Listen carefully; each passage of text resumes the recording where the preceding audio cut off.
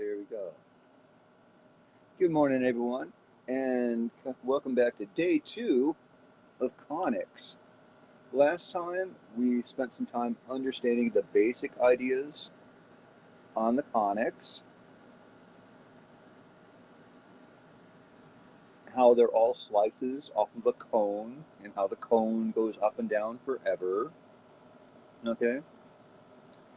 And we looked at the directrix forms for parabolas. Okay? And did the analysis on that. Today we're going to look at the other two, because you looked at circles before. There are 4 conic sections, circles and parabolas that sit exactly at 0, exactly at 1 on the eccentricity scale.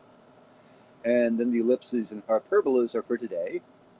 And the ellipses sit between the circles and the parabolas, and the hyperbolas sit beyond the parabolas with an eccentricity that runs from 1 to infinity.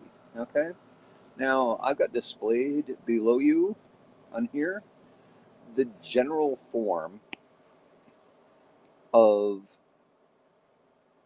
an ellipse. First thing you want to notice is the plus sign.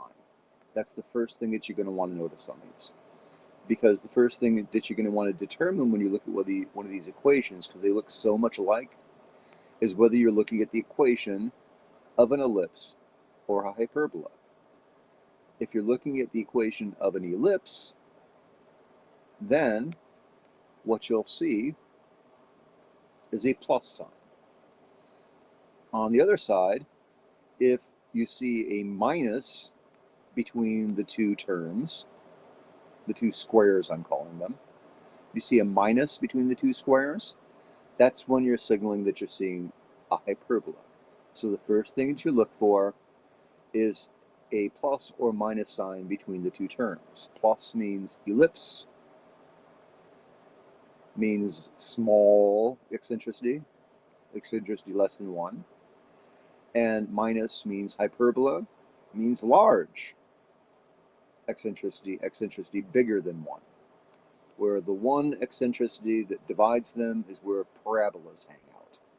So if you're stretching out the ellipse to the point where the eccentricity gets 1, you are momentarily at a parabola.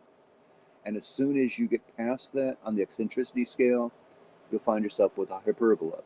So hyperbola, parabola, ellipse, ellipse, parabola, hyperbola. And back over here, sitting at 0, are our lonely circles. That's what we're looking for. Oh. Yeah, just pulled something bad in my neck, guys. Sorry. And I can't prevent myself from yelping sometimes. Okay, there we go. Okay, so here we are, guys. Let's look at an ellipse. All right. So here is kind of a generic form on the ellipse, and I'm going to kind of show that to you here now. Okay. So here's an ellipse going along with this equation, and I want to explain to you what you're looking at here.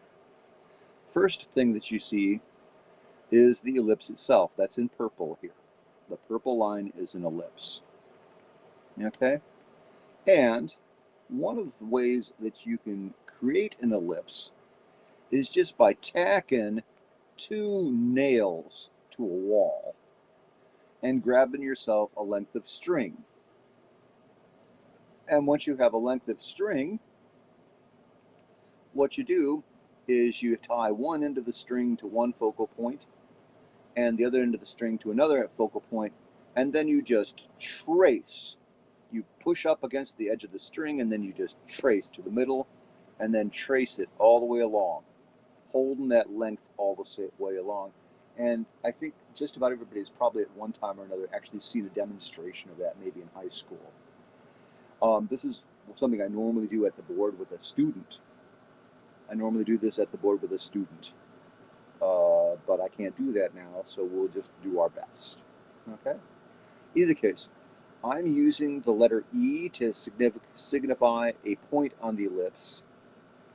I'll use the letter H to signify a point on the hyperbolas. F is for foci, and there's 2 foci here. Sometimes I say focuses, that's okay. but the plural of focus, which is in Latin, is foci. But focuses is fine.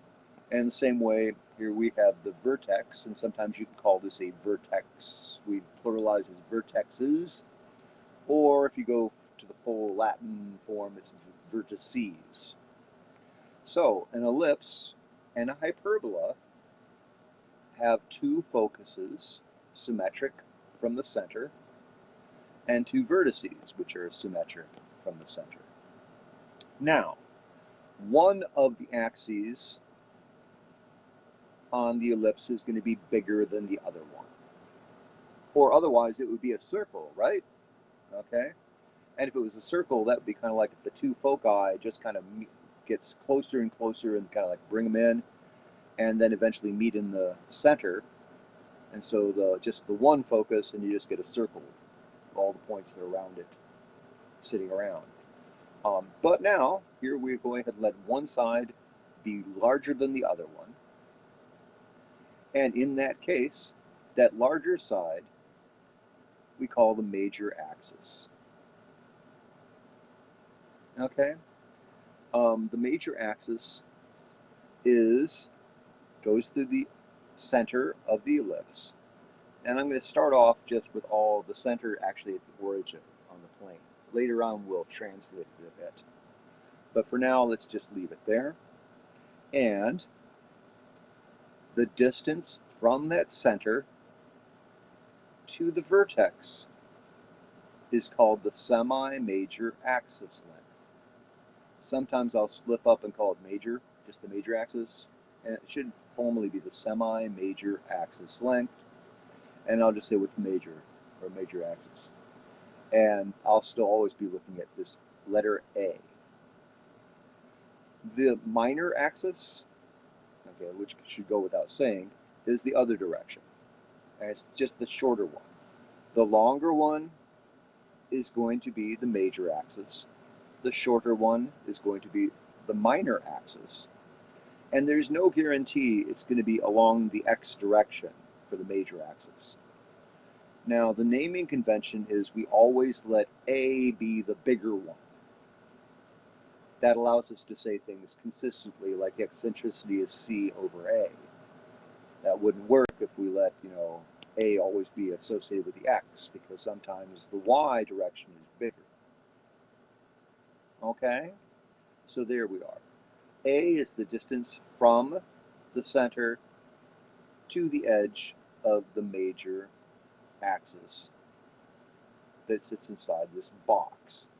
This box that you're seeing that's surrounding my ellipse is called the fundamental box. That's called the fundamental box.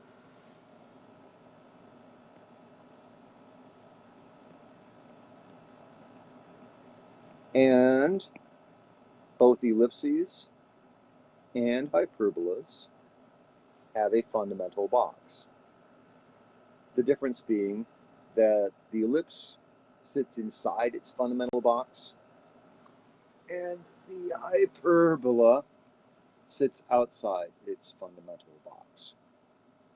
Right now, I'm looking at this. Now, so the lengths that we're associating with are the larger of these two, which I'll call A. In this case, I've attached it to X.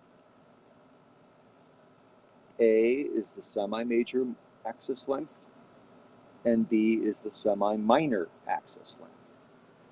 Now, C is defined as the distance from the center to the focus, either one of the foci.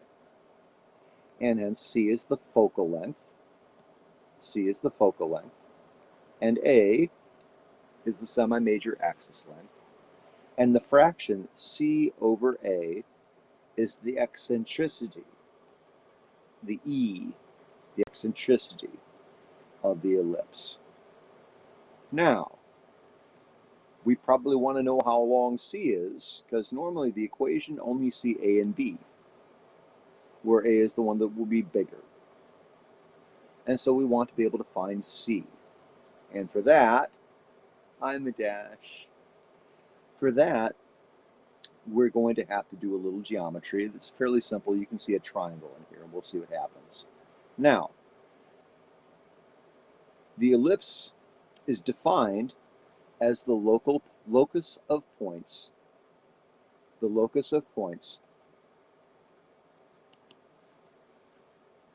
where the distance from one focus to a point, any point along the ellipse, plus the distance from that focus, from the other focus to that point, any point on the ellipse, has to be a constant.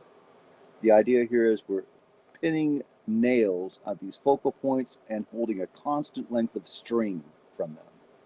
And as I wander around here, either this point or this point or this point even, as I wander around tracing out the ellipse, the total length of the string stays the same.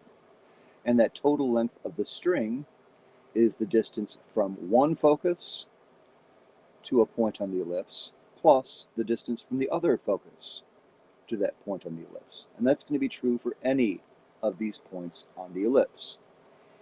In particular, it's true for this point on the ellipse. And that allows us to be able to figure out what that constant length is in terms of the numbers that we see here. And the answer is fairly simple. It turns out to be 2a. And that will come up fairly nicely. But let's go ahead and just work it out, okay? First of all, let's look at what the distance, let's pick this point E on the ellipse, and let's figure out what the distance from the first focus, F1, to that E is. Now, look at the numbers here. A is the entire distance from the center to E, and C is the distance from the center to the focus. And what I'm looking for now is the distance from the focus, F1, to this point E on the edge of the ellipse. Okay? So, look at that for a little bit, and you tell me, what is the distance in terms of A, B, and C? What is the distance from the focus F1 to this vertex, which is another point on the ellipse? What's the distance from this focus to this point on the ellipse? Who can tell me? Remember again, the total distance from the center to that point is A, and the distance from the center to this focus point is C. So, the distance from the center to E is A. What's the distance from the focus to E? What's the distance from the focus 1 to E? That's what I'm trying to calculate now. From the focus to E. From the center to E is A. From the center to E to the focus is F1, is C. From the center to this point, length A.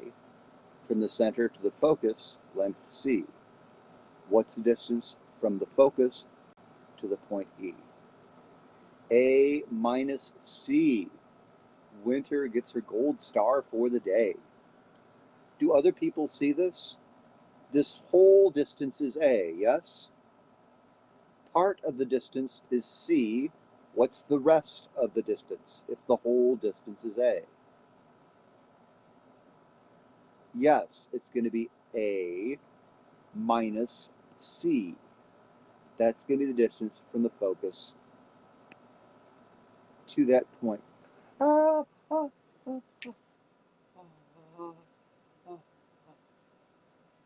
Oh, yeah, I pulled a muscle in my neck, guys, and I'm so sorry. I don't really want you to even hear or think that I'm anything other than indestructible. But boy, that hurts.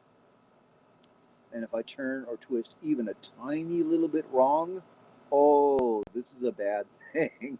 Sorry.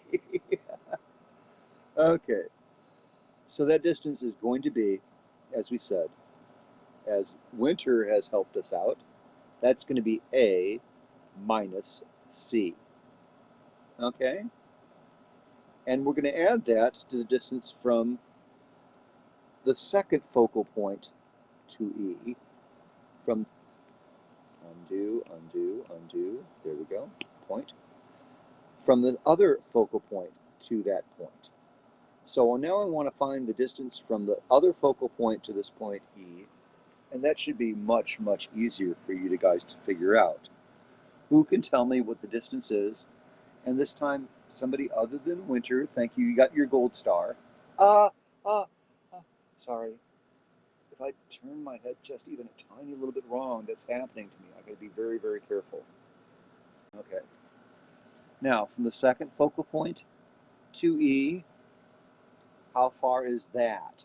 How far is that? Somebody other than Winter needs to tell me. How far is it from the other focal point to this point, the other vertex, that point on the ellipse E, this point E? What's the distance from here to here, guys? Using the fact that the distance from here to the center is the focal length C, and the distance from here, center, to any point on the semi-major axis is going to be A. So what's the answer? And Danny is my hero this time. He gets the other gold star for this particular exercise. It's C plus A. Yeah. Now, just to make things nice and pretty, I will write that as A plus C, so that everybody can see that when I add these two together, the C's cancel out. And so the total distance is then, yeah, the total distance is 2A. Pretty cool, huh? Now, let's apply that fact to this diagram and look at the symmetry at this point on the ellipse I'm calling E. If this distance plus this distance is 2A, what is this distance? Or equivalently, what is this distance from the focus to this point E, or from this focus to this point E? We got one more gold star to go out for this exercise. If, and now not Danny and not Dante or Winter, but I need someone else to tell me what the distance is from this focus to this point E. Equivalently, because of the symmetry, it's going to be the same as the distance from this focus to this point E. Remember that they add up. The total distance from the focus to that point E back to the focus again is 2A. So what's the length from the focus to E here on the semi-minor, or should I say on the minor axis? Somebody can tell me. Somebody can tell me. What's the distance here? What's the distance here? Same thing. What's the distance here if the total distance from here to here is 2A? What's the distance from the focus to this point on the minor axis if this distance is 2A? Okay, let me try again. Raise your hands if you can hear me, guys. Okay, so people can hear me. You can lower your hands. I just wanted to make sure that was working. Okay, guys, this is a really simple question. Pay attention. Somebody can answer this for me. What's the difference from the focus to this point E if the distance from the focus to E to the other focus is 2 times A? What's the difference from the focus to E?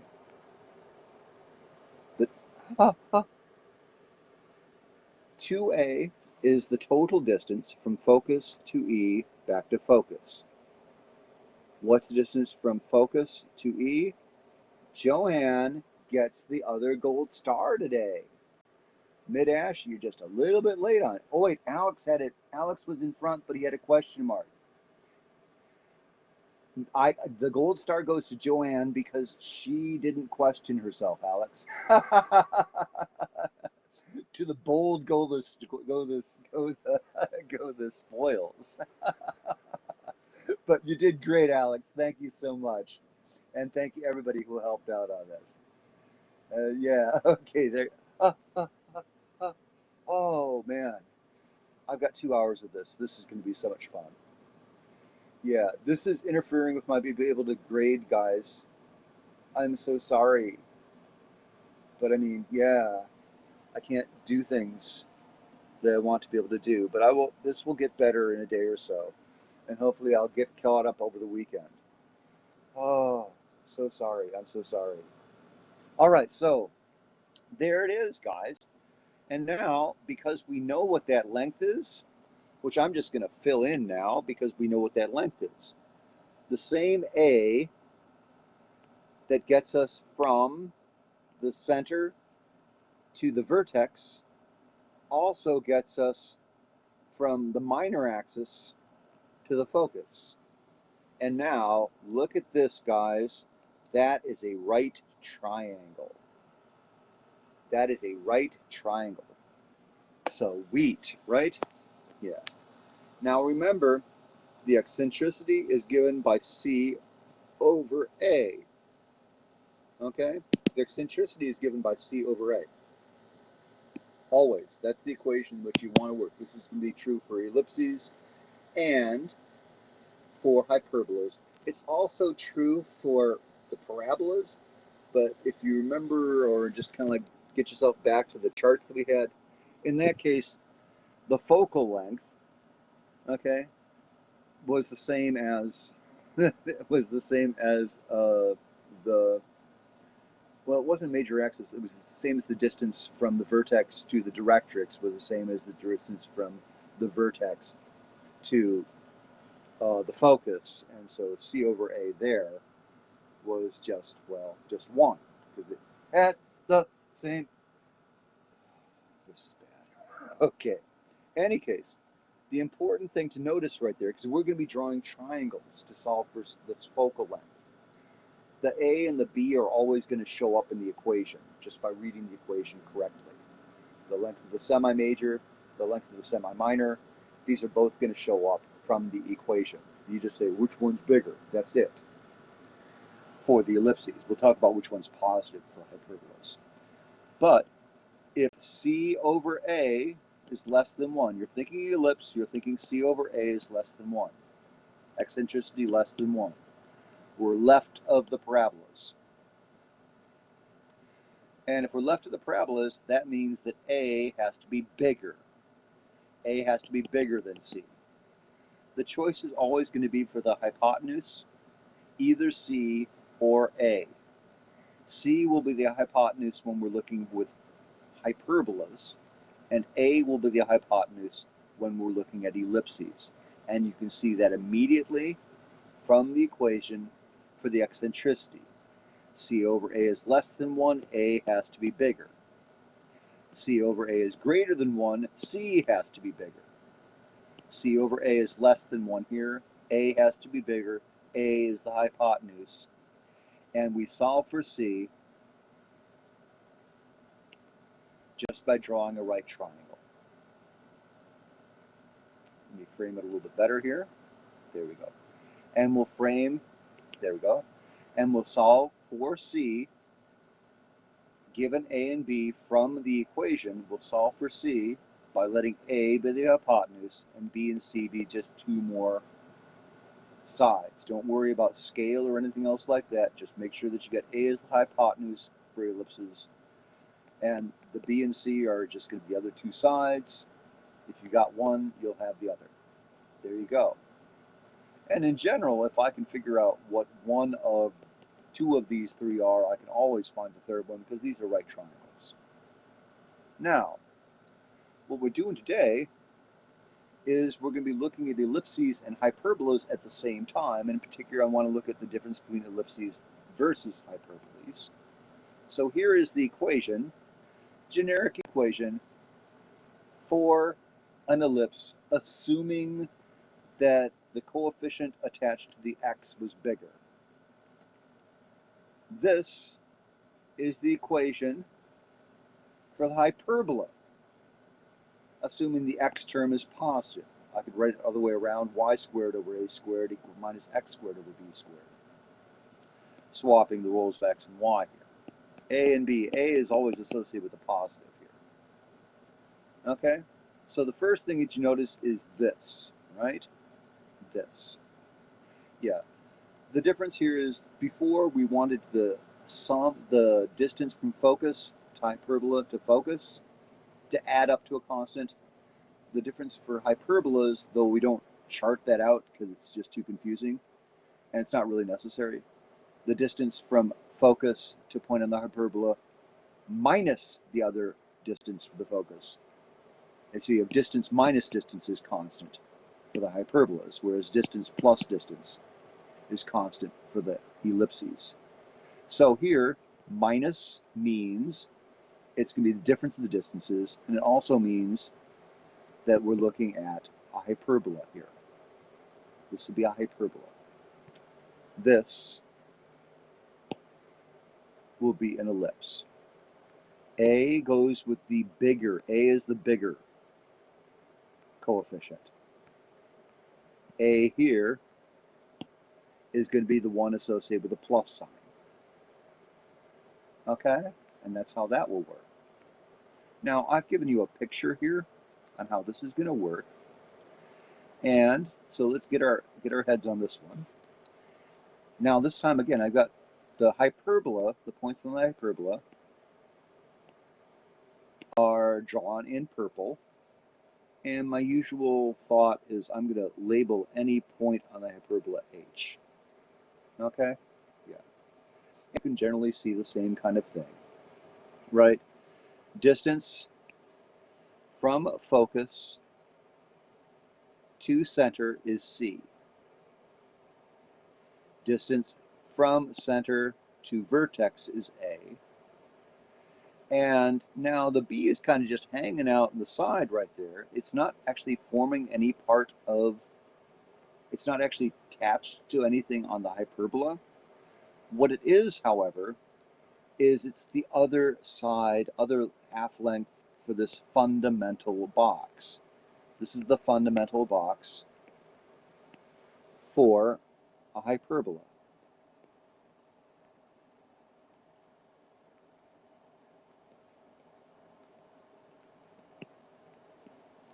And again, it's going to have sides, half sides of length A and B.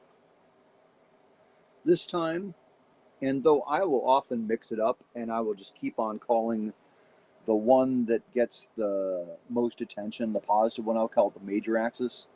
Officially, it's called the transverse axis. If there's where the vertices are, that's where the major axis is. What I think of as the major axis. And the vertices on the ellipse are on the larger side. The vertices on the hyperbola could be on the larger side or the smaller side. What they are is on the positive side. Okay? Let's look at this equation for just a second, okay? X squared over a squared minus y squared over b squared equals 1. Let's assume we're centered at the origin. So I can just set x or y equal to 0 to see if there's any solutions. Okay. If x equals 0, if x equals 0 in this equation, okay, if x was equal to 0 in this equation, are there solutions?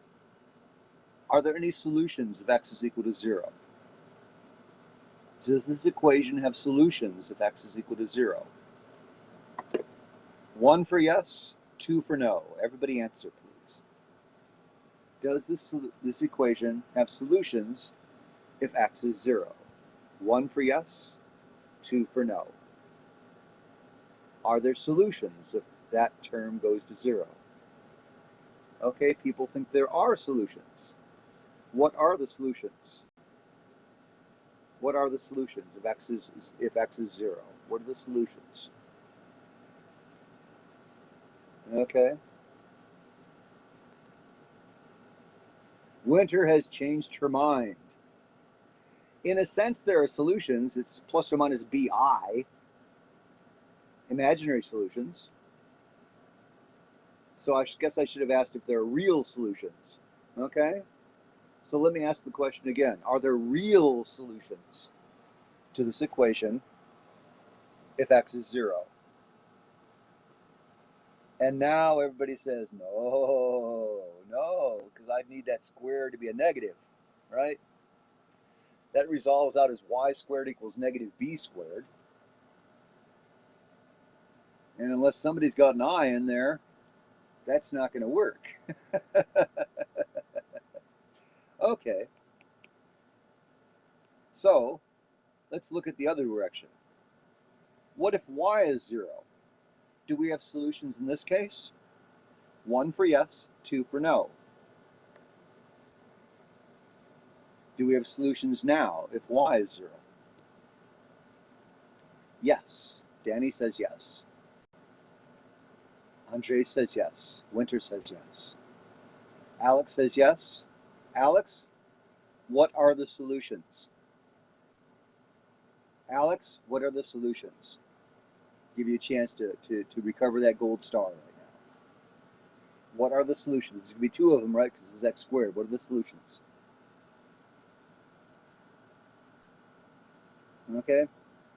Alex is answering slowly. People get a chance to steal it from him. Oh, he got there faster. That's cool. Yeah. X squared over a squared equals 1, and that means x squared equals a squared. That means x equals plus or minus a. Plus or minus a. Alex was so close, he gets a bronze star. Or a silver star. What? Gold star, silver star, bronze star, right? Alex gets a silver star. Yeah. If a was 1, that would work. Winter tells me x squared over a squared is 1. That's true. If x squared over a squared is 1, what do we have?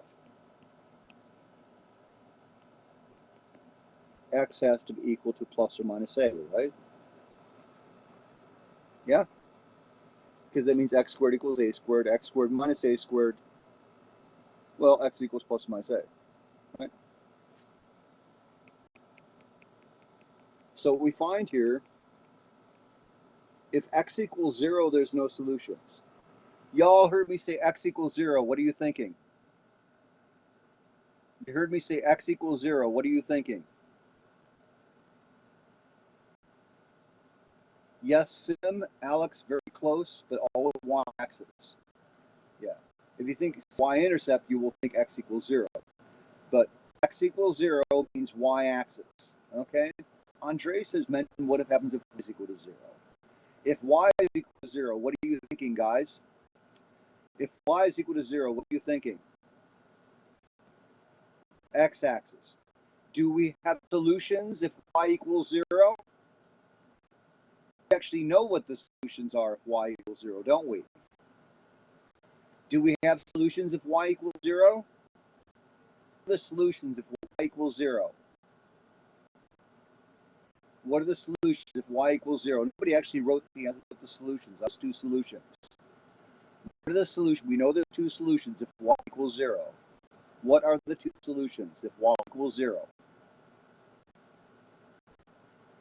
Alex, you were really close. Give me the actual answers now.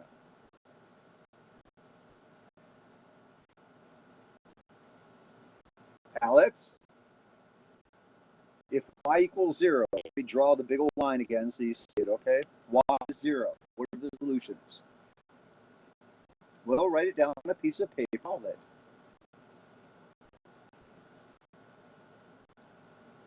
If y is 0, we're nowhere on the x-axis.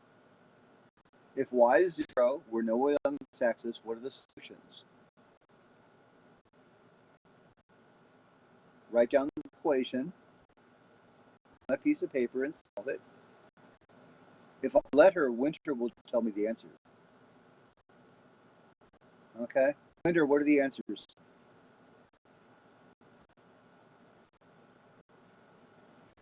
Y is 0. What are the solutions? Winter? And 1 then. If y is 0, a and negative a. Thank you, Andres comes in for the steal on the gold star. Yes, if this is y 0, then x squared over a squared. I actually wrote this just a moment for you guys. Yeah. If y is equal to 0, then x squared. First of all, y equals 0, so we know on the x-axis. X squared equals 1. X equals squared equals a squared. X equals plus or minus a. Look, there it is, right there.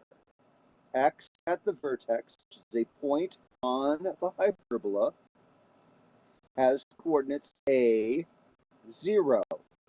X is a, y is 0. On the other side, the other vertex has coordinates negative a, 0. X is negative a, y is 0 at the other vertex. At this vertex, I named them V1 and V2. There's nothing special about calling them 1 and 1. There's 2 of them, and so I'm calling them 1 and 2. So you had to remember we're getting rid of the b squared. That's the whole idea behind that. We're just going to erase it. Speaking of erasing, let's erase all that stuff so that it doesn't show up anymore.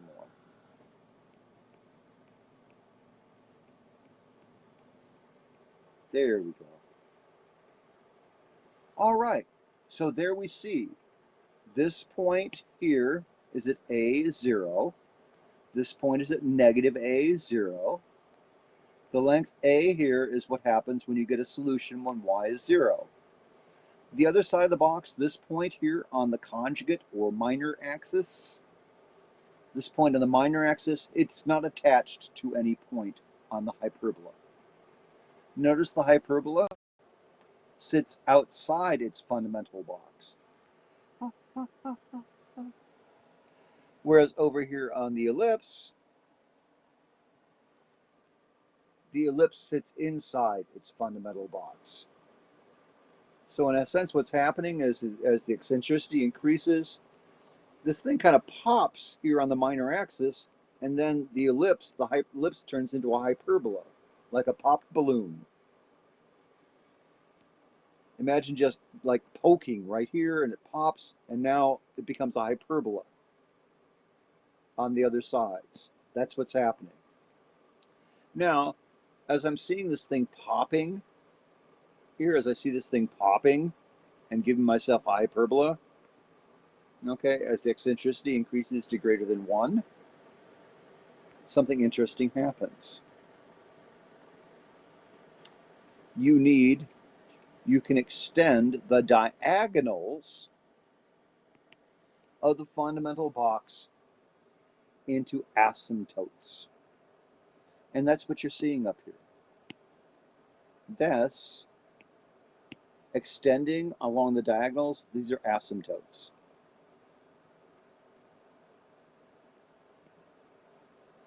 And that's just the diagonals of your fundamental box become asymptotes. If I can write, we have asymptotes.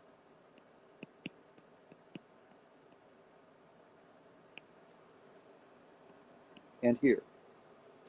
And the idea is you let your hyperbola, and when you draw these,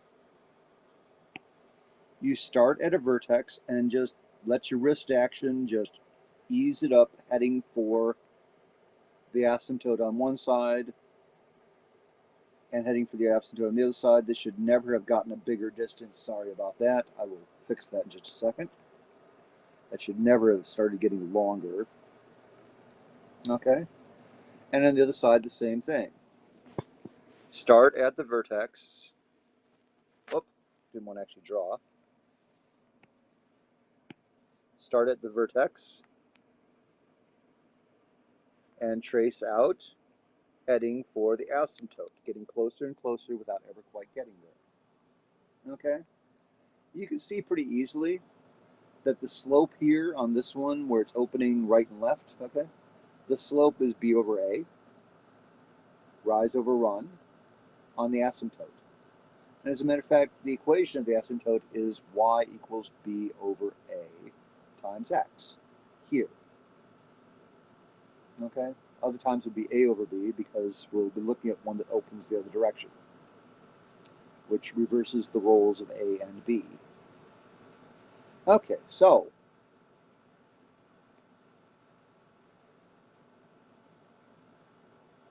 remember the two differences. The biggest difference between the ellipses and the hyperbolas is that the roles are different for A and B. On the hyperbolas, signified by a minus sign, A is attached to the variable, which is positive. This has been y squared to be y squared over A squared. On the ellipses, the A is attached to the variable, which A is attached is merely the bigger one of the two numbers. And the variable that it's attached to is going to become your major axis. Okay, now, when we were looking at the ellipses, we recalled that the eccentricity, C over A, is less than 1, meaning that A had to be bigger. A is the hypotenuse. Now we're on the other side of the parabolas, for the ellipses, for the hyperbolas now, where the eccentricity C over A is bigger than 1. We're on the other side of the parabolas. This means that C is bigger and C will be the hypotenuse. C is the hypotenuse. You put the other two, A and B, as legs, and you'll solve for 1 in terms of the other two. So there is the biggest difference here when you're solving these. For the ellipses, A is your hypotenuse. For the hyperbolas, C is your hypotenuse. And that's how we'll solve this. So, enough of the A's, B's, and C's. Let's put some actual numbers in here and go solving something. Now again, if we're adding the squares, we're looking at an ellipse, and the eccentricity, C over A, is less than 1. If we're subtracting the squares, we're looking at a hyperbola, and the eccentricity, C over A, is greater than 1. So guys, look at this equation. Are we adding squares, subtracting squares? Are we adding squares, subtracting squares? 1 for adding, 2 for subtracting. Adding is fine, 1 is fine. Okay, that's like way too obvious. Okay, second part of the question. Sorry. Yeah, I've got a really bad pull in this muscle in my neck, and it just takes over my vocal cords. I'm so sorry. Um, so here we are now, guys.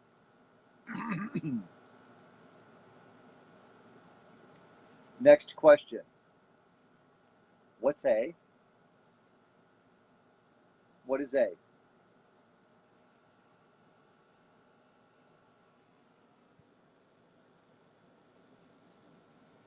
Jada? Alex? Danny? Winter? What did I say about how you pick which one A is? Sim is getting closer. Sim is closer. Yes, A is the bigger one. Okay?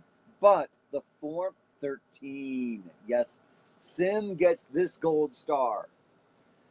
A is not attached to X. It's not attached to Y. A is the bigger one. And when you're looking at this form, you're looking at A squared. The bigger is 169. The bigger is A squared. So that's what you're seeing here. A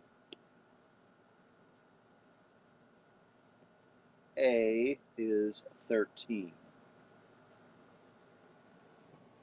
And you had a hard, yes, I know, because you got to turn it around because you always want the x-axis to be your major one. And so I tossed one in here to make that happen. Okay, everybody understand? A is the bigger one. It's not the one associated with x, it's the bigger one. Okay? It's not the one that comes first, it's the bigger one. We need to work with that because we need A to be the semi-major axis length, the distance from the center to the vertex. And that's going to happen on the major axis. The minor axis, we're going to use that to find the focal length, but that's it. So I drew this now. Now, I'm seeing right here, the way I draw my box is I first let y equal 0. If I let y equals 0, my solutions are x equals plus or minus 5. That determines part of my box.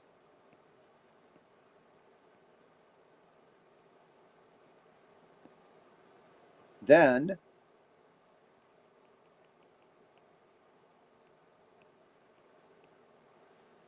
I set x equals 0. And that gives me the y solutions at 13 and negative 13. That determines the box. The box has a semi-major x of 5, as a solution at 5, and the y at 13, plus or minus 13. And that determines the centers of the sides of my fundamental box. So here is a graph of an ellipse sitting inside its fundamental box, where A is given as 13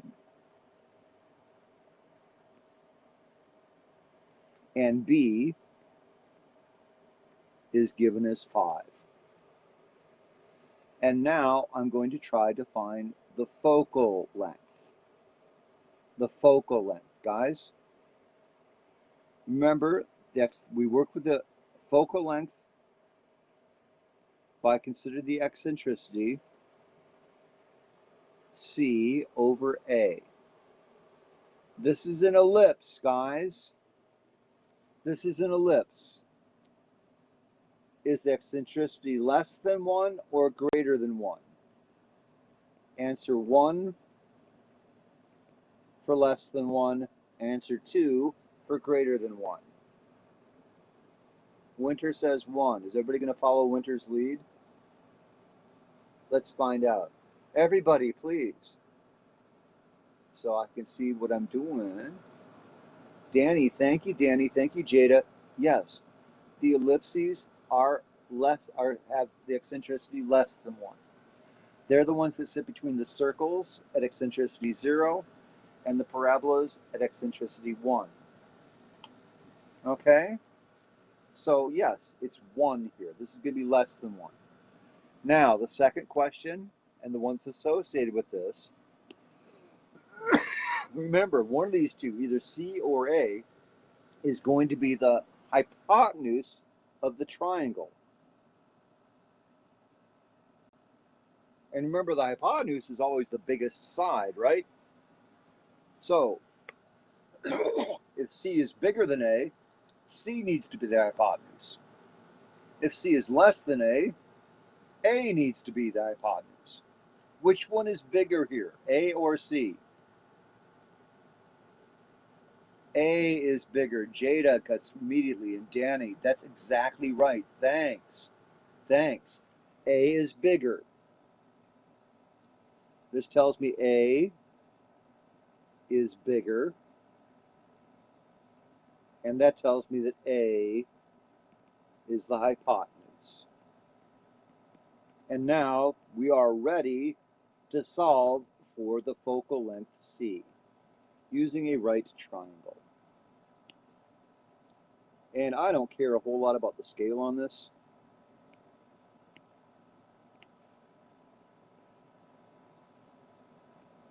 Okay, that's good enough. So what I do care about is making sure that the bigger thing shows up here on the hypotenuse. The smaller thing can just go anywhere on either leg. I'll just put it here. But the one that's remaining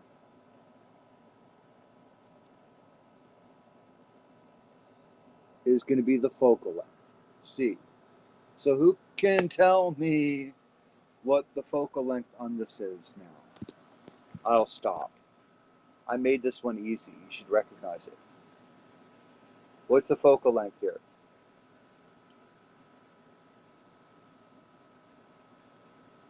What's the focal length here, guys?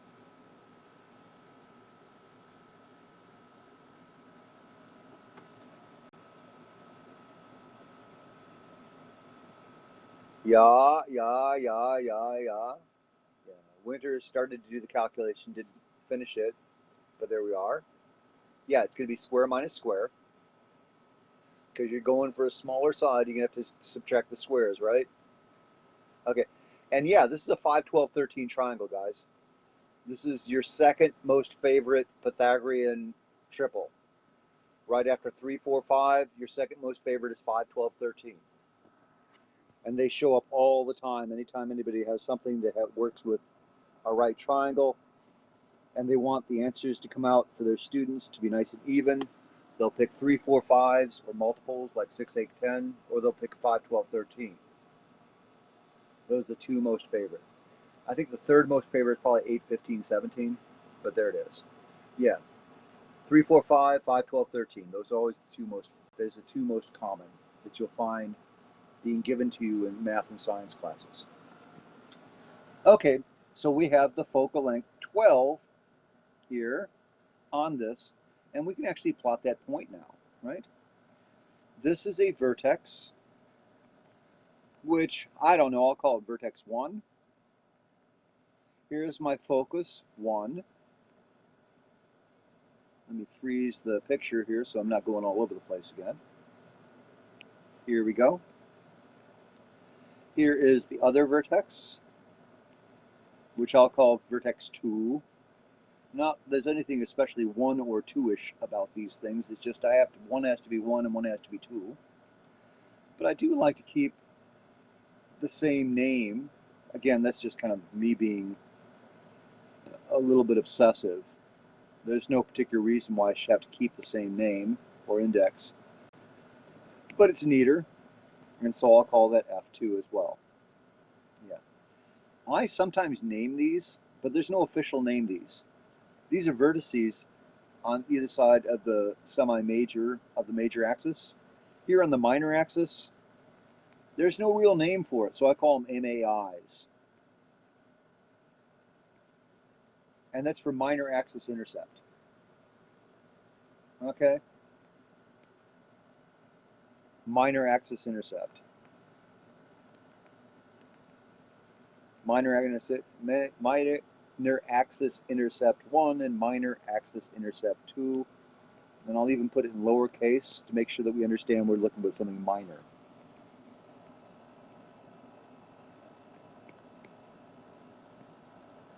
Not M for major, but M for minor. Minor axis intercept 1 and 2. And that finishes my diagram on this. I could actually list all the coordinates now, and I'm going to. Okay? Here we have V1. The coordinates for V1 are 0, 13. And the coordinates for V2 are 0, negative 13. Sometimes I'll get lazy in a math way, and I'll just write these both together as V sub I at 0 plus or minus 13. And hopefully that is understood, that one of them, V1 will be one and V2 will be the other one. Similarly here, the foci, the focuses, F1 here is at 0, 12. F2 is at 0, -12. And again, I will sometimes get lazy. and write f sub I at 0 plus or minus 12. Okay? And we have minor axis intercepts, but that's rarely asked, but I'll write it anyway. The minor axis intercepts, 1 here was at 5, 0. This other one that I named here was at negative 5, 0. And I think you can probably guess where I'm going on this. Just to make life easy for myself, I'll sometimes call it, sub I, where I is 1 or 2, plus or minus 5, 0. Okay? And now I've named all of the points. The center, all of these were starting off with the idea that the center here. Center is generally given as HK. The center here was 0, 0. What I would normally do is I'd solve for all these just like I did with the parabola, assuming that the vertex was at the origin. Now I've assumed that the center is at the origin. And if necessary, I will shift all of these vertices and focuses and minor axis intercepts over by the coordinates HK, representing the center, just by adding HK to all my solutions. Okay?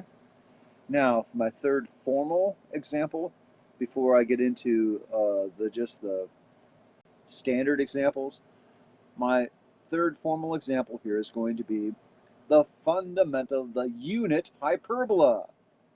This is the unit hyperbola. The unit hyperbola doesn't necessarily have one before the other. I could have just as easily have written, okay, I could just as easily have written as x squared minus y squared, but I decided to go with y squared minus x squared just for instruction. Okay? This is the unit hyperbola because it sits outside the unit box. And here I've drawn its fundamental box. Okay? And now I'm ready for students to tell me what A and B are. Okay? Because again, this is always in the form y squared over a squared, or something square over a squared and square over b squared. So guys, what are A and B here? What's A?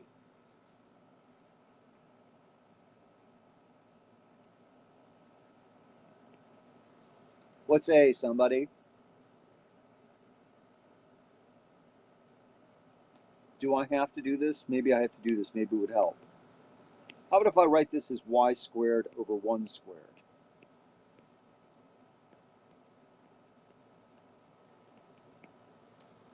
Did that help out? What's A, guys? What's A? 1. Yeah, now that worked. It was the same equation, guys. I didn't change the equation. I just turned it into a fraction so you could see it. 1, 1, 1, 1, 1, 1, 1, right? What's B, guys? What's B? What's B here? Same answer, right? Yeah. So here on this one, on this unit hyperbola, A is B is 1, right?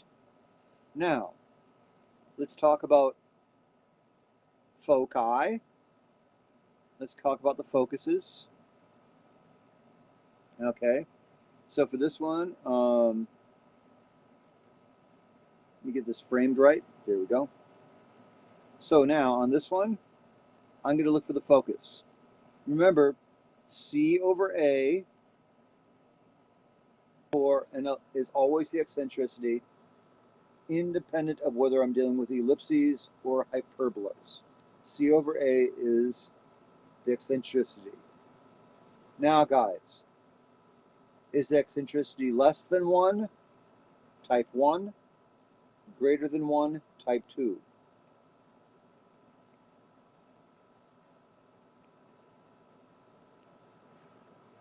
And I'm not fooling anyone today. Yeah, the eccentricity is greater than, you all like experts, I can go home, right? Yeah, so it's greater than 1. So which is bigger, guys? Which is bigger, A or C? 1 for A, bigger. 2 for C, bigger. And the answer is C, C, C, C, C. Winner's in there, Jada's in there. Yeah, my heroes. Thank you, guys. Thank you, guys. Yeah, so C is bigger. So who gets to be my hypotenuse? Who gets to be my hypotenuse?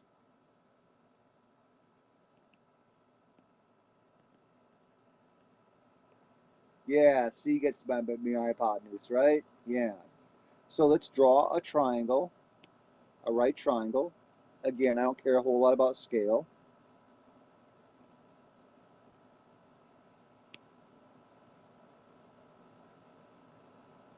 Okay.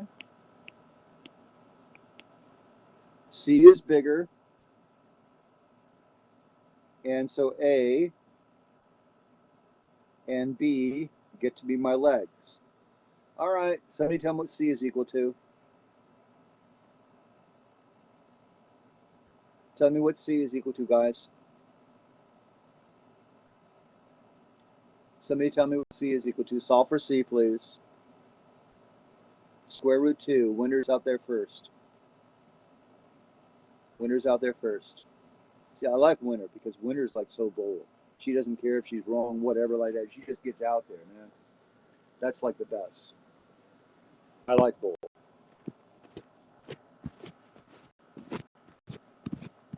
Yeah, so that's what it is. No, you're right. You're absolutely right. This time, and you don't care about whether you're right or wrong, but you are right.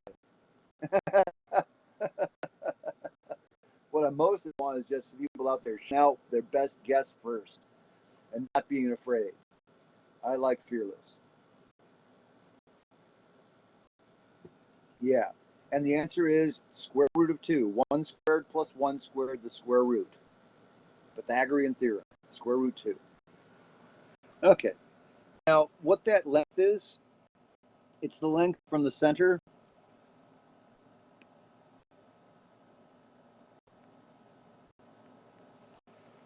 It's the length along the, it's that semi-diagonal.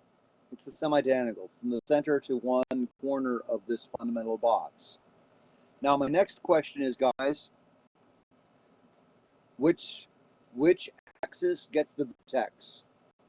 Remember, the vertex is the actual point on the hyperbola, so it needs to be a solution of this equation. Which of these, which axis, I'll draw the axes in right now.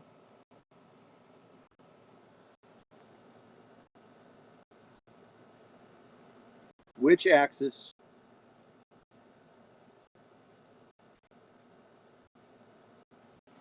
it's the vertex, guys, the x-axis or the y-axis? X-axis gets the y-axis, guys. X-axis or y-axis? Which one gets the y-axis? Who gets there? Okay. Winner's got her answer out there. Who else thinks so? What else did anybody say? Who vertex, guys? This is really important as you're trying to visualize this. So everybody kind of like contribute, okay? That's the axis, guys. Which axis gets the vertex? The x-axis or the y-axis? Which axis vertex? Which axis gets an actual point on the graph? Sims Y. Vicky says Y. Winter led the charge because she does. Jada says Y. I have more than 4 students. I got 18 of them here. And Sim is out there giving me the quits already. That's exactly correct, Sim. Yeah, I think I have more than 4 students. But there we are. Right? I'm working with what I got. Okay, I know I ask kind of silly questions sometimes, but there it is. There and there. And it's pretty obvious because Y was positive, right? Y positive, Y is the major. Except the actual word is transverse. Yeah. And so there we go. And so there it is. This tells you how to draw it, guys. This how to, as soon as you found the vertex, I'll call this one vertex 1, and I'll call this vertex 2, and I'm going to extend that axis far enough to be able to show the focus. That wasn't it.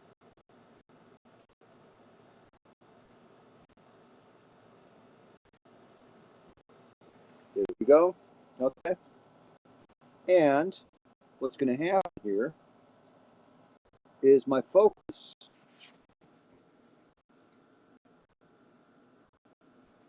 just kind of extend the arc of that diagonal as if you're working with a circle. And that's where the focus is. And that's going to be still with root 2. Okay, this line is 1, and there's my focus. Now I'm ready to actually draw my hyperbola. I'll do that in purple. Okay. To draw the hyperbola in purple, I'm going to start off, actually turn my tab upside down to what's happening. I'm going to start with the vertex, and now I'm going to slide out closer, closer, and closer without quite touching it. The asymptote on one side. Closer and closer and closer, touching it to the axis on the other side. I'm going to do the same thing on the other side. Swing the tablet around. Start at the vertex, and then swing slowly toward asymptote, getting closer without touching it. Swing closer and closer to asymptote, closer and closer without touching it. Here in purple is the actual graph. Everything else was scaffold. Okay. But now we can answer the questions on this. And the questions are the usual ones. I want to know the coordinates of the focus and the vertex. And there aren't any inner axis intercepts. But I also want the equations of the asymptotes here. I want the equations of the asymptotes. And I'll show you the easy trick for the equations of the asymptotes in just a moment. First, let's go ahead with the coordinates for the vertices. I'm going to answer that quickly. V psi is what? Sim, what's V sub r? 0 plus or minus 1, right? So I did it right. I did both of them at the same time. Okay. How about focus is now? What's F sub I? I'll get us started. 0, because it's on the x equals 0 axis. Root 2. Root 2, and it's plus or minus again, right? Plus or minus root 2. And that's going to be where the foci are, right? Now, what equations of these asymptotes? There's the other thing we ask for a purple. Sometimes I ask for the intercepts for the ellipses, and for the hyperbolas, I will often ask for the equations of the asymptotes. I want equations, and yet y equals x, and y equals negative x.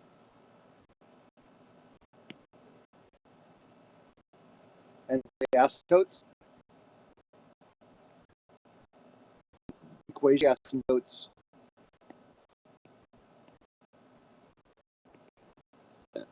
are y equals plus minus x. Okay? And how do we get that? Here's the original equation. Y squared minus x squared equals 1. It's y squared over a squared minus x squared over b squared. And what we do to find the equations of the asymptotes, we cancel that out. Because as x and y get really large, it is really, really tiny in comparison. And so we set the asymptote, just assume it just goes away entirely. That gives us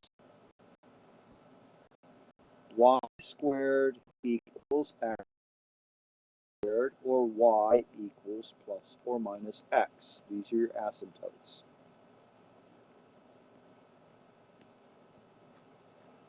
That's all there is to it. Okay? Now let's review the big concepts. Okay? Ellipses sit between circles and parabolas on the eccentricity scale, between 0 and 1. Hyperbolas sit between 1 and infinity, to the right of the parabolas. You know your equations. These always look like square plus square or square minus square. For these equations equals 1. If you're adding squares, you're looking at ellipse, and the eccentricity is less than 1, which means that A is going to be your hypotenuse when you're solving your triangle. If you're subtracting squares, you're looking at hyperbola. Eccentricity is greater than 1, and A is going to be the hypotenuse of your triangle. You choose A, not depending upon whether it's X or Y. With ellipses, you choose the larger one to be your A. With hyperbolas, you choose the positive one to be your A. And that's not going to be associated with one variable or the other. It will be associated with just whatever you're seeing on the graph. So, now we are ready to do some more examples. So I'm going to start when we're up here, and I'm going to ask you guys some questions as soon as I put this equation up there, okay? Those were my canonical examples that I just gave you. And now we're going to do actual exercises, starting with an equation for either a hyperbola or an ellipse.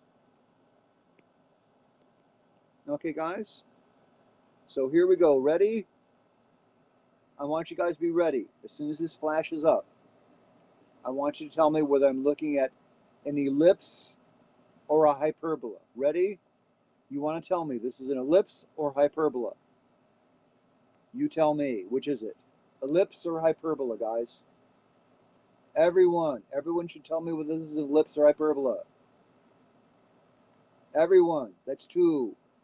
I got 18 students in here. I want to see that happen 18 times. That's 2. I have 16 more students. 3, 4, 5, 13 more students. I want to see 18 responses. 6.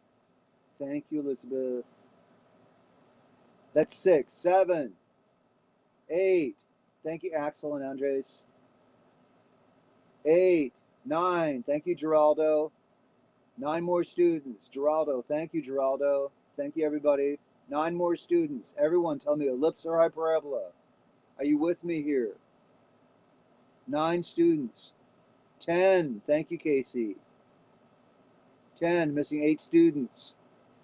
Missing 8. Every last one of my students is so important to me. I need everybody. Thank you, Caitlin. That's 11. 7 students still missing. And I got 1 that dropped out. Lost connection. But yeah, 7. I'm looking for 7 more answers. 7 more answers. You guys, it's really, really, really, really important to me to know that I can't look at everyone and see who's not understanding. And so I need to know everyone is like coordinating, is with me here. Jewel, I know you're understanding. Type ellipse for me, okay? Yeah. I'm still missing 7. Tell me, is this an equation of ellipse or hyperbola? Mid-ash, come on, guys. Ellipse or hyperbola? You're going to make me just leave me out here like on the doorstep knocking, right? I can't see you guys. It's really important that you respond. I think that's all I'm going to get. It could be because like things are crazy at home. And that's always the thing I'm thinking is like things are crazy at home and people just can't. Because like, you know, I got students out there helping their brother on the side while they're trying to follow my class. Oh, that's got to be awful. But that's what happens when you're at home instead of in the classroom. Okay, there we go. So this is an ellipse, guys. Okay, let's answer the ABCs question. Let's do the ABCs, all right? Let's do the ABCs right now. What's A? Somebody tell me what A is, please. Tell me what A is. Okay, that didn't take any time, right? What's B? A is 2. What's B? What's B, guys? Tell me what B is. 1. Now tell me what C is. This one you're going to take a moment to figure out, right? For this one we need the triangle, don't we? All right, guys.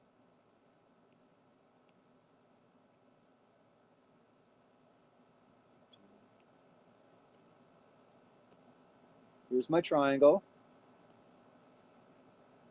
I'm going to clean it up a little bit. Okay, guys. What's the equation for... Yeah, you're too fast. Okay. Too fast. And I mean literally too fast. But let's go ahead and do this, okay? Now, you have to decide who gets the place of honor as the hypotenuse, okay? You want to know who gets the place of honor for the hypotenuse. All right? Who gets the place of honor for the hypotenuse? Who's the hypotenuse here, guys? A, B, or C? Who's the hypotenuse? A, B, or C? Winter says A. Danny says A. Andreas and Alex say C. How do we tell, guys? Go back to your eccentricity equation. C over... Go back to your eccentricity equation. C over A, less than 1, greater than 1, guys. Less than 1, greater than 1. Less than, greater than. Less than, greater than. Greater? Greater is for hyperbola, Sim. Less than. We're on the yes, less than. Less than. Now, if it's less than, yeah, because remember the ellipses sit between the circles and the parabolas. They're kind of closer to circles, right? And the hyperbolas are kind of beyond parabolas. Okay? And so you look at that C over A less than 1, and that immediately tells you, just by multiplying through by A, which one's bigger. Which one's bigger, guys? Which one is bigger? A or C? A is obvious now, right? Everybody sees A is bigger, right? A is going to be bigger. So A is 2, is bigger, is the hypotenuse. Okay? So the other sides are B, which is 1, and C, which we don't know.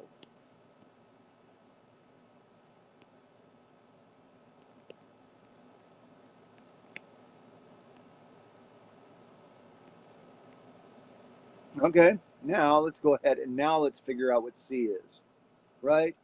And yeah, so it's not the square root of 5, it's the square root of 3. 4 minus 1 is 3, so C is the square root of 3.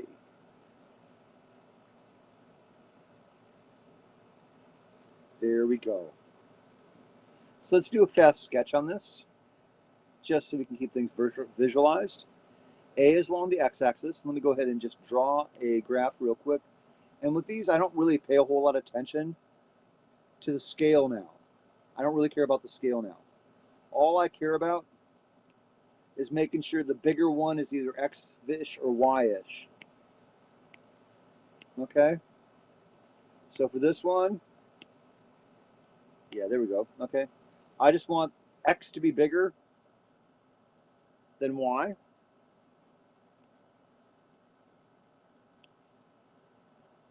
X bigger than y. There's my box. And now I'm going to draw my ellipse, and I don't care a whole lot about scale.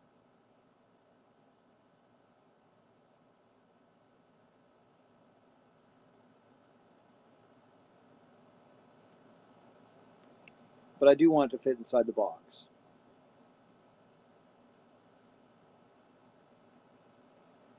I do want it to fit inside the box.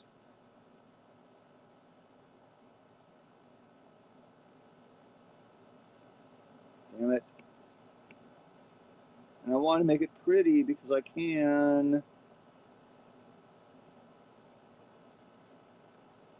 There we go. Ha ha ha ha.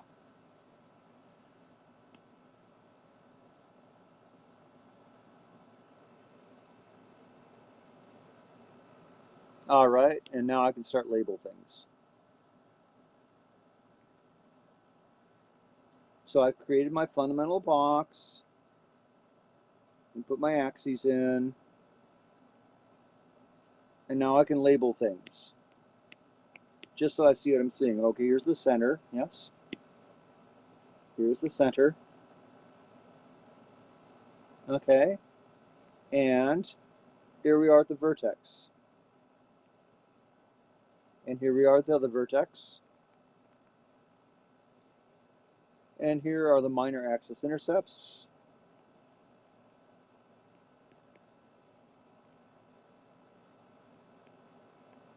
And here we are at the foci, okay?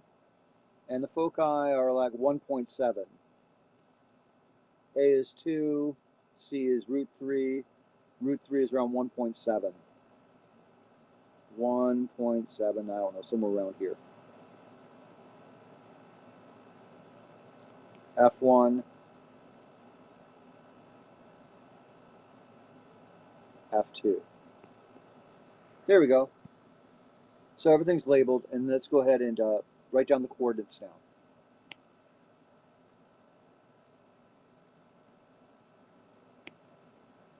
There we go. So we have all that, and I have all the numbers up in front that we can work with. Let's get the whole thing in here. All my numbers. There. Okay, so vertices. V sub I. What are the coordinates of the vertices, guys? What's the coordinates of the vertex? That's one of them, and the other one is negative, right? So it's plus or minus 2, 0, right? What's the coordinates of the foci? Coordinates of the foci, please. Coordinates of the foci.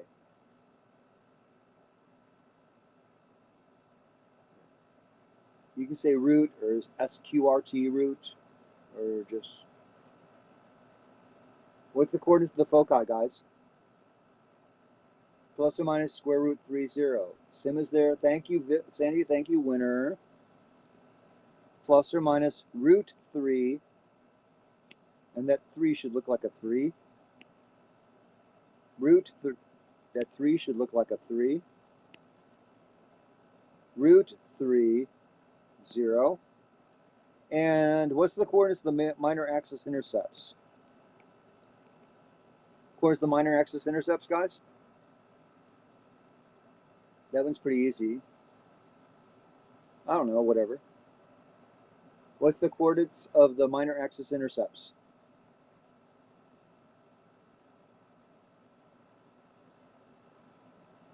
Anybody? What's the coordinates of the minor axis intercepts? Yes, 0 plus. That's exactly right, Danny. Thank you.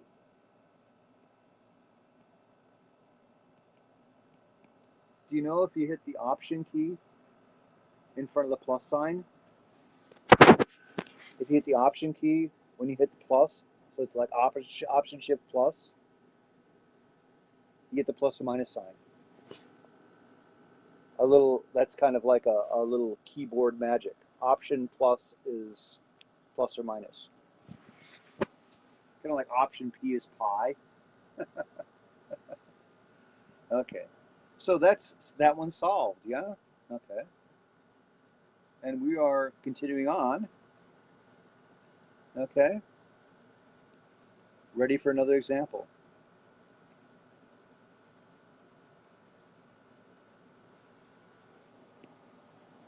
And for my next example, I'm going to go for x squared. Wait.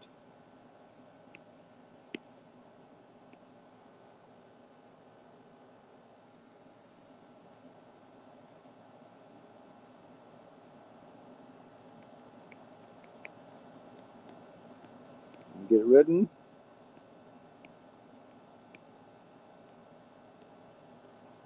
There we go. So now we're all written. And I'm asking you guys, ellipse or hyperbola, which is it? Ellipse or hyperbola? Which is it, guys? Ellipse or hyperbola? Everybody gets it, right? See the minus sign, it's immediate, right? Great. It's an ellipse. No, it's hyperbola, right? Because it's minus, right? And you think minus, you think hyperbola, and as soon as you think hyperbola, you want to think about the eccentricity. And it's hyperbola. And remember, it's always the same equation for the eccentricity. It's C over A. Same ratio. Bigger than 1 or less than 1, guys? Bigger than 1, less than 1. Greater. Very good. So which is bigger? Which is bigger, A or C? C is bigger. So C is the hypotenuse.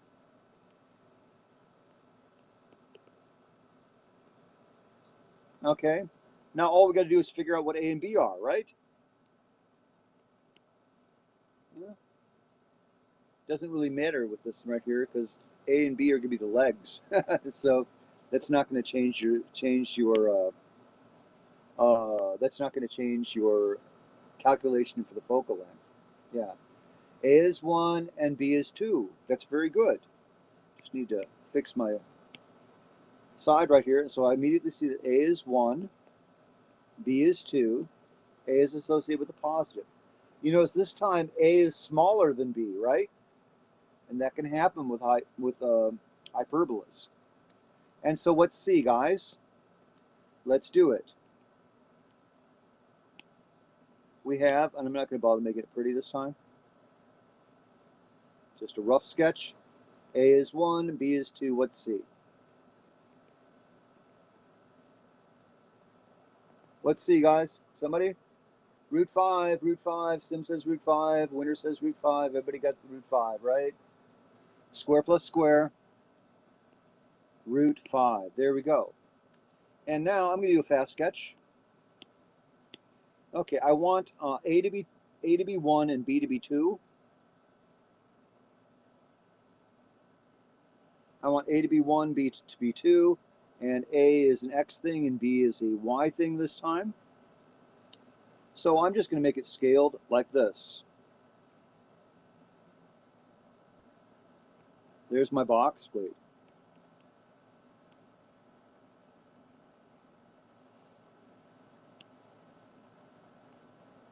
There we go. Where do I want to put it? I'm going to put it over here. 1, 2, 1, 2. That's good enough for scale. Okay, and then this is tougher.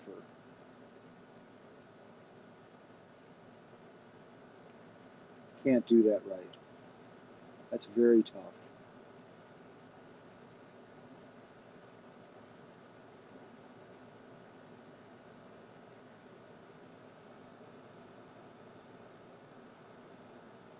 Because it doesn't want to go to the right spot. There we go. Nope. I shouldn't be that finicky. I should be happy with a little sketch. I should be happy with just drawing it in, but I'm not. Close enough. Okay, so there's a sketch, and I immediately drew in the diagonals so I have my hypotenuse, right? So I have my asymptotes, yes? Okay, so vertices on x-axis along the x or the y? My vertices along the x or along the y, guys?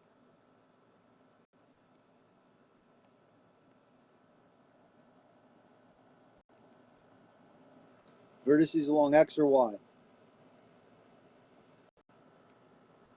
X says Winter, and X says Sim, and X says Jada. That's right.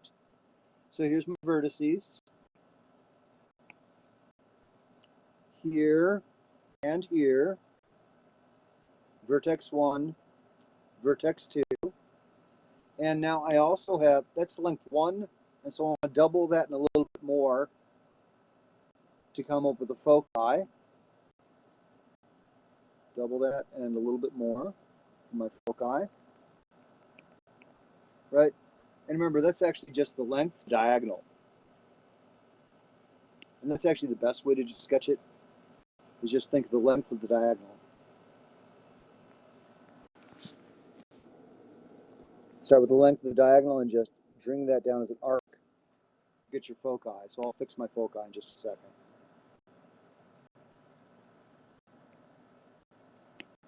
There we are. That's not a bad sketch. Okay, now all I got to do is draw on the hyperbola. Knowing where as soon as I know where the vertex is, I can start sketching. I got the vertex and I got the asymptotes, I can start sketching. So let me start sketching. Here we go. We start with the vertex. And I like my graphs to be in purple. Run along, getting closer and closer without getting there. Closer and closer without getting there. Spin myself upside down on my tablet. Start at the vertex. Closer and closer without getting there. Closer and closer without getting there on the asymptotes. That's a sketch. That's a sketch. All right, now for a minute, let's find the coordinates of the vertex. Let's find the coordinates of the vertex and the foci. And then we will find the equations of the asymptotes. Okay? So, for this one, yeah, here we go. Am I in the color? Yes.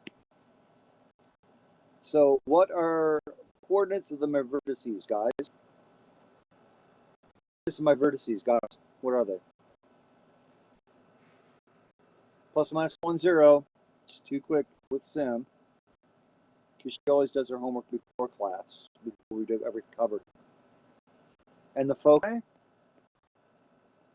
We calculated this, right? What's the foci then? Root 5, yeah? Length for C? So that's plus or minus root 5. 0. For the equation, guys, for the equations, let's just look at the positive slope equation. That goes from the center to the top here. That's the line that I want to examine right now. What is its slope? Slope looks like how high did you go? The rise was 2. That's the B, and the rise was 1. And so the asymptotes. So the asymptotes, just looking at the positive one, you just plus or minus 2, right? Are y equal plus or minus. Slope is 2x. Slope 2x. Y equals 2x, y equals negative 2x, so the asymptotes are y plus or minus 2x. Yeah, I know they'll ask you guys to answer them separately on the homework and all that. But we know they're all the same, yeah? Okay. So I'm kind of headed to the last 20, and I got way more examples than I really needed. But let's do one of these. Okay.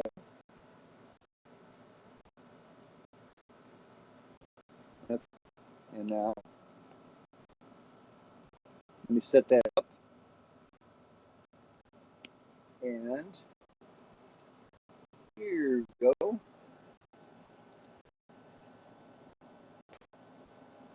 want to make sure I do these.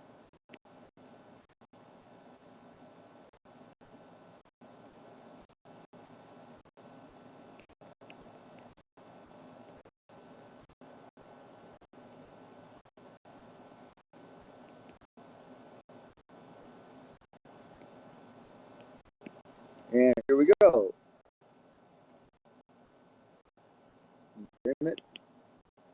Now I ask, which is it, guys? Ellipse, hyperbola. Ellipse, hyperbola. Everybody should answer this one. Ellipse or hyperbola, guys? Winner always out there in front. Yeah, that's right. Thank you. This is an ellipse.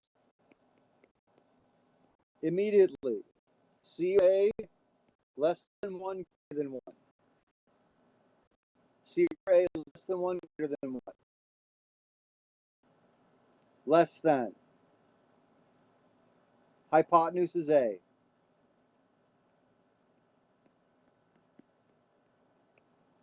And that's the first thing you want to think about. Even before I know what A is. Because I don't know what A is yet. What's A, guys? What's B? What's A? What's A, guys? Somebody tell me what A is. Somebody tell me what A is. Somebody else tell me what A is. Somebody else? Okay, so you got both answers in there. Which one you want? I'll take your last answer. How about that, okay? All right. So, A, yeah, I figured. It's always the second one if you correct it. Yeah? Okay. Yes, A is square root 13. It's not 13, it's the square root of 13. Because what you're looking at is the bigger is the 13, and that's the A squared. This is x squared over B squared. This is now x squared over B squared plus y squared over A squared. Because y gets the bigger number, and so y is equal to 1. There we go. And now, so A is root 13. And B, similarly, is going to be root 7. And then we'll figure out what C is using a triangle, a right triangle. Again, don't worry about the scale. Just get it up there, and remember that you get something on the hypotenuse, we need to know which it is. The other one is root 7. And so now I want to know what C is. What's C, guys? From here, what's C? And you're going to like this math. It's kind of cool. The arithmetic comes out really nicely on this. It's kind of cool. Yeah? So what's C, guys? What's C? Winner, hold back on this one, okay? I love you being bold, but right now I want to get it someone else in there first, okay? Okay, guys, somebody tell me what C is. I need someone to tell me what C is. Alex, I know you know the answer. Tell me. Jada, get out there. Jada, get out there. Tell me what's going on. Sim, hold back. I know you got it. Okay. I need someone else. I'll take an answer from Jada or Alex or anyone else. Andres, you got it. I know you do. What's C?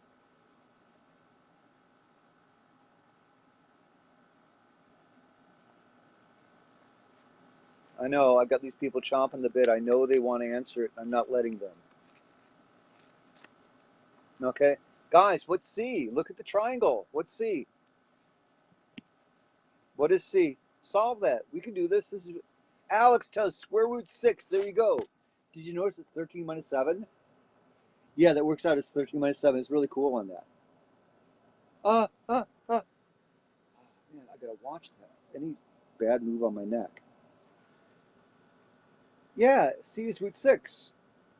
There we go. Okay, and so now I'm gonna do a fast sketch, a really fast sketch on the hyperbola. I just want to make sure that my y is bigger than my x.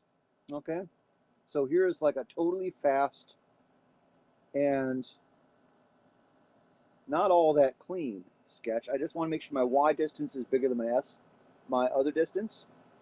I understand, Alex. Don't worry about that. You're doing great. Okay, and I'm going to run things through the center. Oops, I want to do that in different color. Damn. I wanted all that fundamental stuff in a slightly different color when it shows up in the notes. Okay, so I want to make sure the y is bigger than the x. And that's all I really care about. And then I run through the center. Run through the center. Okay. And now I have my vertices.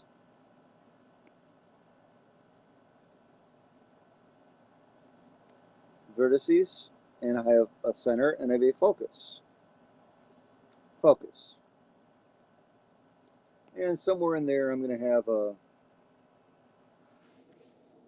I draw it in quarters to make sure I'm always parallel when I hit the axis. Don't want any diamond shape ellipses. There we go. That's not all that nice. You saw the other ones I did were really nice, right? When I let the software do it.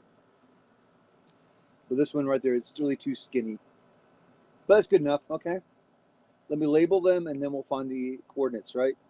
V1, F1, V2, F2, MAI1, MAI2, and now the vertices here, V sub I, where I name them both at the same time, I is 1 or 2, is on Y, so X is 0, and A is root 13. 0 plus or minus root 13. The foci, same way, 0 plus or minus 6, plus or minus root 6. And the minor axis intercepts on X, plus or minus root 7, 0.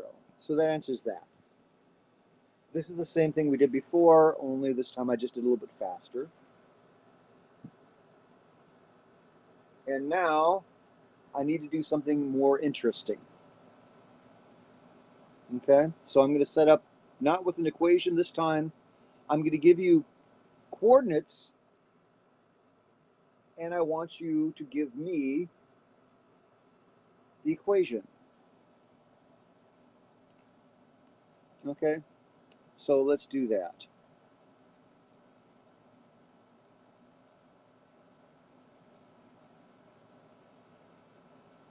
There we are.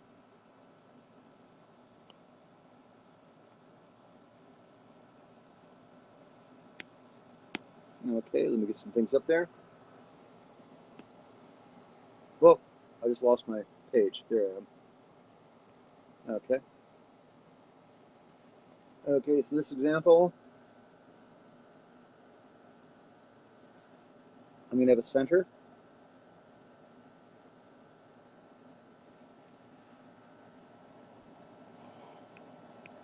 Center. I'm just writing it out because I had to decide how much time we had, so I couldn't write these things out. I've got my examples on the page on the left here. I'll let you see. Okay, my center's at -3,8. I've got a focus, a nearby focus. I got a focus at 7, 8. Okay, so the center is not the origin this time. I've got a focus at 7, 8. And the last piece of information I'm going to give you is the eccentricities too. Whoa! Whoa! It was frozen because I had it locked. Now it shouldn't be frozen. Yeah, because I wanted to get the thing so I could like do like a big reveal on you guys. So here we go. Now let's take a look at this thing, guys. My first question is always the same first question. Ellipse or hyperbola? Ellipse or hyperbola? Winner says hyperbola. Anybody else? Anybody else? Thank you, Winner. Winner says hyperbola. Anybody else? Anybody else? Alex, why is it a hyperbola? Why is it a hyperbola, Alex?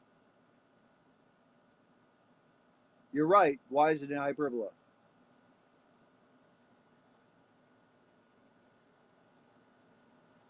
Alex, why is it a hyperbola? E is greater than 1. Winter says it's because the eccentricity is greater than 1. That's exactly the right answer. That's the only way you can tell from this. Okay? So this says it's hyperbola. That's my first question, right? It says it's hyperbola. And now I want to, that's telling me that C over A is greater than 1. Yes? And it tells me that C is my hypotenuse. So when it comes to drawing triangles, I know what I'm going to need to do.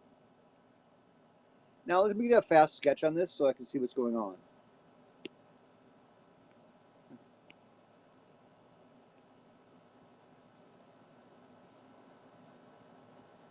Okay, so the center is at -3,8. That's kind of over here.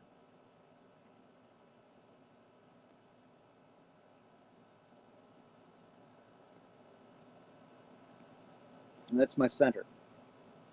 And I've got a focus at 7,8. That's kind of over here.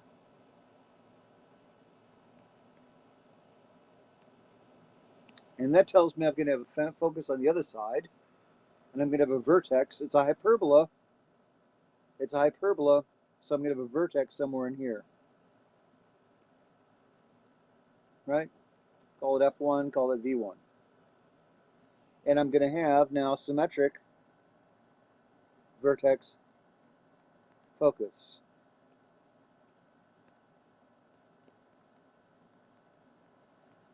And that's what I've managed to abstract off of this thing already. Yes? Now, I need to know what A and B and C are for this. Okay? I don't even have the whole box, but I can tell you what A and C are. Okay? Here is A. What's A, guys? 7 is much longer than 8. That doesn't tell me anything because it's not centered. The center is not at the origin this time. The center is at -3,8. Yeah, so here we go. Yeah, that's fine. Yeah, I know things freeze or whatever on you guys. Yeah, just go ahead and jump up and down. Enter and leave, and that generally fixes most problems. Awesome, great. So what's the length A, the length from the center to the vertex, guys? Center to vertex. This is going to be my last example, so we've got to do this one right. The distance from the center to the vertex, guys. What is it?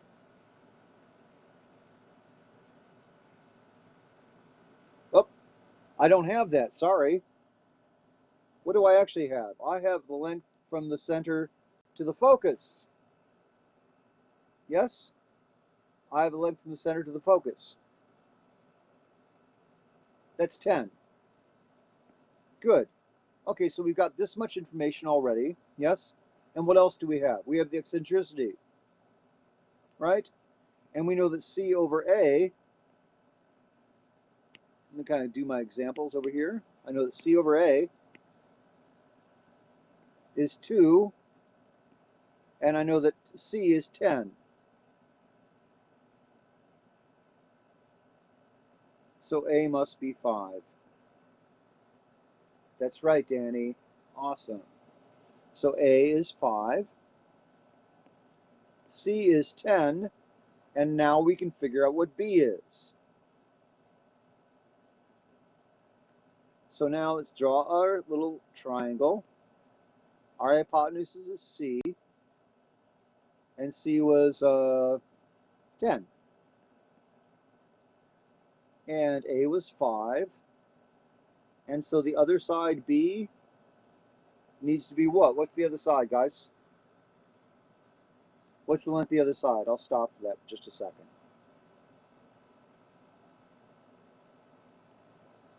Square root 75. Is that bigger than 5 or less than 5?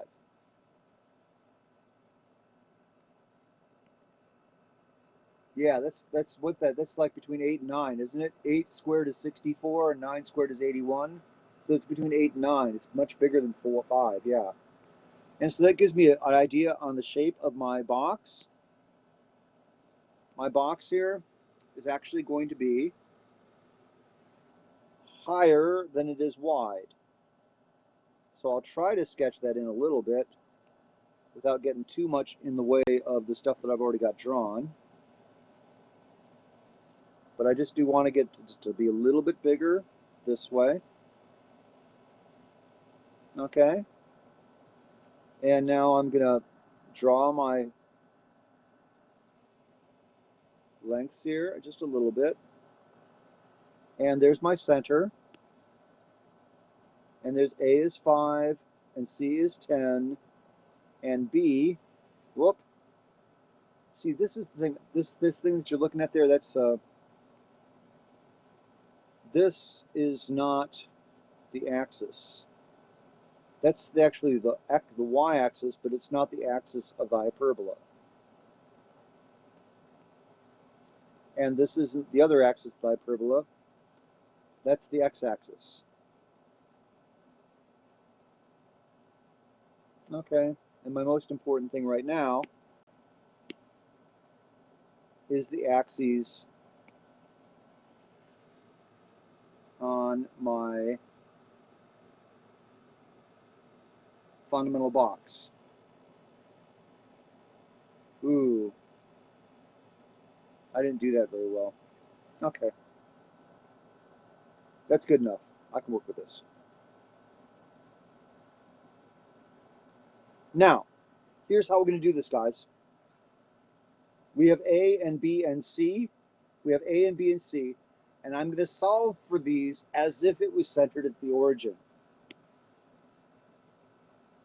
Okay, we're going to solve for the vertex,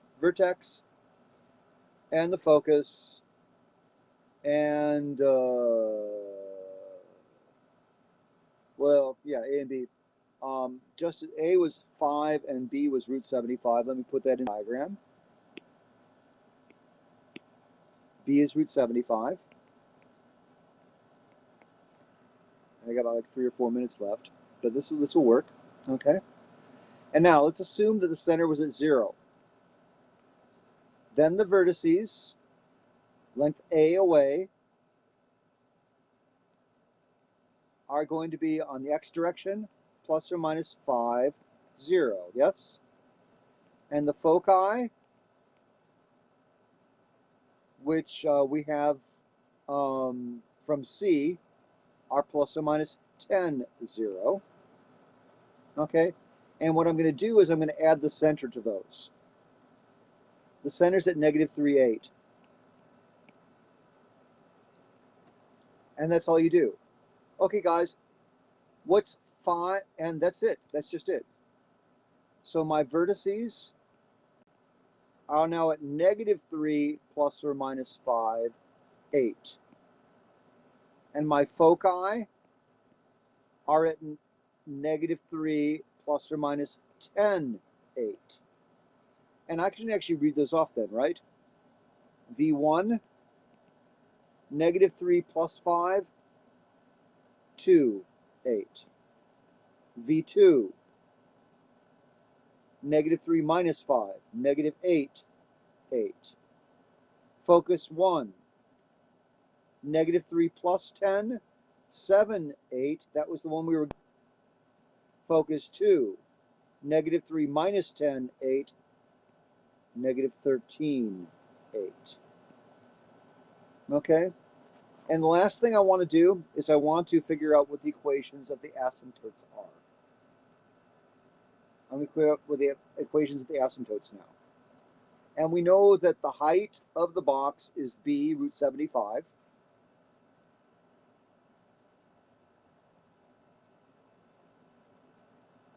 The height is root 75, yes. And the run, rise over run, and the run is to the vertex is 5. Yeah? Root 75 is 5 root 3, isn't it? Oh, well, whatever. X. This is right here as if it was centered at the origin. And let me clean this up and label it. I'm looking for asymptotes now, and let me make sure that I'm holding this frozen for you for the size. So Y for the asymptotes.